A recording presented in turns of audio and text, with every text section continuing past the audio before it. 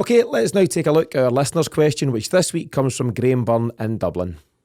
In light of the Israeli manager's comments about Abada, do you see him becoming unsettled, or would you be tempted to try and tie him down? He's been putting in some brilliant performances lately. I don't know how long he has left on his contract, but should we be pulling out all the stops to keep him happy? Do you see him becoming unsettled? How do you see this one shaking out? So as you may have seen or read, the manager of the Israeli national team, Alon Hazon, revealed this week that Abada has so far been reluctant to sign an extension to his current deal at Celtic. And in terms of Graham's question, and thanks to Graham for sending it in, given the impressive numbers that Abada continues to produce, should Celtic be pulling out all the stops to tie the 21-year-old down on a new deal? Paddy, your initial response to that, are you a big fan of Abada? Yes. Yeah. We try and keep Liel Abada. No, there's no question in that. I think his return is exceptional for someone it's not in the starting 11 every week. And you normally think that players are going to come on as subs, and that's their regular kind of appearance. You might not get much return. It's just incredible numbers from him. He's still young. There's still bits of his game that he needs to tighten up a bit. But I think that, we don't know what's going to happen this summer. And someone like him is a prospect at this club at the moment. We definitely try and keep a hold of him because he could be crucial for this next season. James, your own thoughts on it? I mean, I know first of all you weren't too impressed by the Israel manager going public with those kind of comments. It's really snide. So we talked about this in the post-match yesterday. Abada can't come out and say it. His agent can't come out and say it. So we've got a third party that the agent knows comes out and says it. It's really snide behaviour. But there we are. That's football. As to Abada himself, huge fan. His numbers are ridiculous. He's just relentless in terms of his performances, whether starting or coming off the bench. I think he clocks the most numbers off the bench for Ange in terms of appearances.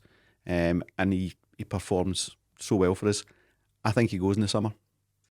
You might be right. We'll get to that specific question just shortly. So I'll give you some of the kind of fact-filing stats around Liel Abada. So he's 21 years of age, 22 in October.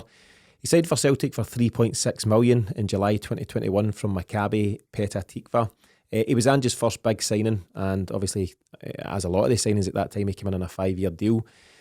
You may well remember that he scored the very first competitive goal of the Ange Postecoglou era. That was against Midtjylland in Champions League qualifying. Overall, in terms of Celtic appearances, you're absolutely right, James. These numbers are incredible. So 92 appearances for Celtic, 27 goals and 18 assists for at the time, 20 and now 21-year-old winger. Phenomenal numbers. This season, him, Abada and Matt O'Reilly are the only two players to have featured in all 27 of Celtic's league games, either as a start or off the bench. He's currently on 12 goals and 7 assists for this season and is well placed to beat last season's tally, which was 15 goals and 11 assists. Last season, however, there is a change in how he's been used. Last season, he started 34 of Celtic's league games, and this time around so far, he's only started 9. Quite a notable difference there. And James, there's no doubt that Ange is choosing to use him differently this time around, and maybe he played more than anticipated last season, coming in as such a young player. Can you understand any frustrations that he himself may be having, based on those appearances? Maybe. I think he's just a victim of how Ange defends, which is from Maeda back. We're talking about it there in light of the St game and in light of the cup final last week. Rangers didn't get up that wing at all because Maeda kept him pinned in, and you can't have that with Abada and Jota on the pitch, say Jota on the left and Abada on the right. So he's a victim of that. Of course, every footballer wants to play, and he's an ambitious guy, and he wants to get appearances for his country, goals for his club. He wants to earn money in the game, I'm sure, but he also wants to be playing and winning things. I think all of that combined, we'll see him leaving. But it's a real loss for us if he does go. I want to be really clear on that. There's real work for Celtic to do if they are going to countenance an Abada leaving. There's real work to do to get someone to come in. I'd love to know his minutes per goal stats. I'm maybe do a wee bit of work on that this week, because you can talk about appearances there, but his time on the pitch versus his return, ridiculous. Yeah, you can do that one. That'll take ages. So I'll leave that with you. Paddy, still just 21 years of age. There's serious potential with Abada. We've already seen some great stuff, and you would anticipate there's more big things to come from him.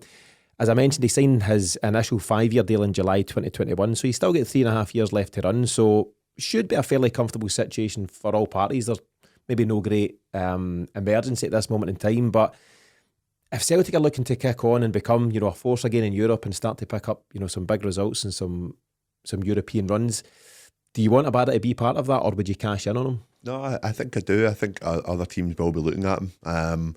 There's don't get me wrong, there's points where he frustrates, points where he makes the wrong decision, but we forget that this season he hasn't been a regular starter, so the match practice isn't is up to speed as the rest of the team, and maybe just not as in sync. But I just thought he really did change the game when he came on Sunday, and just again, albeit St Mirren are down a player, but still very, very tight conditions, try to break into a box. And I just thought his goal the other day was a great finish, and he's capable of that. He's really capable of just those off-the-cuff moments, producing a great finish out of nowhere. I just think he's one of those players, he could do this for us in Europe. I think if he gets more of a chance, he could definitely do this for us in Europe. My biggest worry this summer, guys, I think is possibly losing Jota.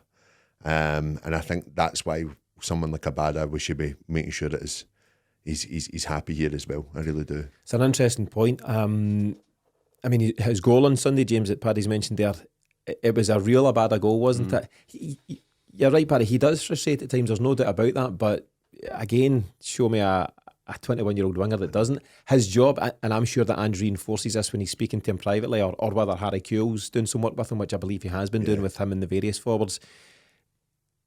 Keep doing it. You might lose the ball. If you go and try and take on a fullback, and get to the byline and get it over into the box 10 times, you might fail 7 times, but keep coming back, number 8, number 9 and number 10, because it only needs to work once for it to create a goal, or for you yourself to break into the box and get a goal. And that's kind of how Abada plays. I think he and guys like Maeda have got such a strong mentality. See, as a very separate point here, but if you look at Abada, he ran the ball out the park 2, if not 3 times in the first half against Rangers in the cup final. And if you look at Abada, if you looked at anyone else in Scottish football, they'd be going, and they'd be scratching their head, and Maeda, and you'd be kind of hiding inside your jersey, whatever. Maeda just jogs back like nothing at all. There's no head and hands. Nothing to see here, lads. We'll just crack on. But he's got such a focused mindset that the moment he makes a mistake or the ball's out of play, whether it's his fault or not, he just goes, that moment's gone now. All I can impact is the next moment. And I think that's very much an Ange Postecoglou teaching. And I think Abada falls into that category. Yes, he makes mistakes. We've seen some kind of, even just when he came on against St Mirren, he sliced one out the park. A couple of recent games, he's crossed right into the goalie's arms, during dangerous positions. But then about 10 minutes later, he goes and scores a really, really good goal. And that kind of sums up where Abada is just now. And if he can get more consistency in his game, where more often than not the cross is finding the target, or he's getting his shot away, he could be a frightening prospect, James, moving forward. There's no doubt he's going to the top. He's got the lot. In terms of his mindset, calmness under pressure, Dundee United, January last year, is 1 each at that point. I think Hugo had just made it 2-1. Oh, sorry, and then he came through and done what you're about to tell us. Made it what? Hugo made it 2-1 at the death. No. Oh, that's the other last minute winner. The nothing each game. In the middle of the goals. The other time he scored a last minute winner against Dundee United. He's in the middle of the goals. Yes. And the ball comes over, and every single Celtic fan, staff member, maybe even the linesman, was just saying, leather it. Aye. And he just calmly waited for his moment, stuck it away, and just went bananas the whole place. And that put us in place to go and beat Rangers 3-0 and go top of the league. So everything was resting on that. It was so important. As you say, everyone's screaming for him to hit it, but instead of hitting it or throwing the body at it or seeing what happened, he takes the touch. Yeah. It was incredible. It was incredible composure for a young guy.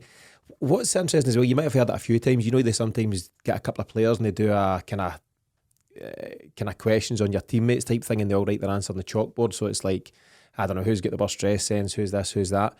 And several of them have answered at different times who's got the best first touch or the best touch, and they say Abada. Now this is a team with guys like Jota and Hatate and Callum McGregor and all that stuff to be mentioned as being the top man, and these guys are they're best placed to give that answer. They train with him every single day, Paddy. He's clearly got the respect of his teammates as well. He does. I think again, Ange was asked about Abada at the weekend, and his comments were, listen, if he was sulking, he wouldn't be here, mate. Effectively, said, what the question was, what would happen if any player threw their toys at the pram? And he said, what do you think would happen? Aye. It was steely cold. Amazing. going back to just talking about him, like taking all these risks and taking chances on and making mistakes in the same way Maeda does as well.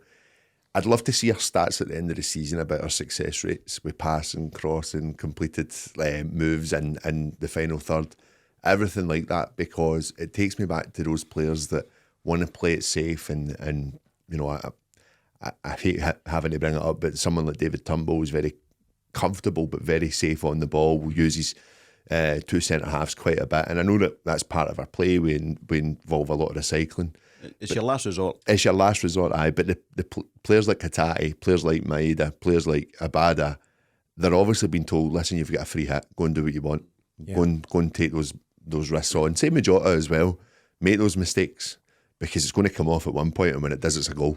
You know, and I think that's the joy of this team as well, is that it looks as if they have got that freedom of creativity. Just go and try what you want. You know that left to the right of you, there's going to be someone there to receive a pass if that's the best option for the next phase of play. But if you feel that you can take this player on and go and beat him, go do it, because it looks great. Exactly. And that's entertainment value. I think Celtic players, once they get in the final third, have got absolute free rein to do what they want. Ange isn't going to try and coach Jota how to try and take a guy on or you know, find a space or Kyogo how to finish or try something inventive. He's signed for that reason. He's already got that. Exactly. So once you get in the final third, go and be the footballer that you are. Don't be constricted by systems and shapes and formations and anything at all. Just go and be the flair player that you are, and we're seeing the rewards of that right now. Quick question for you before I get your last comments on this one. No need to elaborate in great detail. I think I've got your answer already, Paddy, but will Abada be the next Juranovic / Giakoumakis this summer? I don't think so. I actually think he might kick about. I think he likes it here. He's talking about obviously doing a bit of work with Harry Kewell. He came out and spoke about that. He says, that's all I've been doing is watching videos of Harry Kewell. And maybe, I don't know if that's Harry Kewell saying, watch this. John Collins style. That's a six pack. I've still got these abs. I don't know if he's saying that to him, but if Harry Kewell can keep him locked up in my room somewhere, then it's good news for us. Yeah, so you think he might be around a bit longer, Paddy? I do. James? I think it actually speaks to a wider question on the evolution of the transfer policy at Celtic. So we're rightly getting the plaudits for identifying talent, bringing them in on next to nothing. You know, Michael Beale complaining about money and stuff like, well, stop throwing your money into the fire. Do you know what I mean? You know, the signings we've made for very little outlay, and it turns out very little expense operationally as well in terms of the wages. It's outstanding work. The real challenge comes when you've not spent much, you're not spending much, but you've given them a real profile and you're seeing the talent. Other people obviously see the talent that they are. The trick then is, how do you retain that talent? Because they're going to get offers from elsewhere, and we might go, right, we'll take you from 10 grand a week to 20 grand a week. You know, 100% increase in your wages. You've got to be pretty happy with that. But Charlton or Burnley or whatever can offer you 50 grand a week. So that's a real challenge for us. If you look at what happened at the tail end of O'Neill after Seville, he was rewarding guys with 40 grand a week and all that stuff, and it just, collapsed the club, but it puts in financial jeopardy. We're never going back there again. So the real challenge for Mark Lawwell, Ange and the rest of the team is, how do you make the call? Do you recycle straight away and let that guy go and bring budget in and go and sign the next Abada? Or do you try and find a midpoint of a 25 grand a week? It's a really complicated challenge.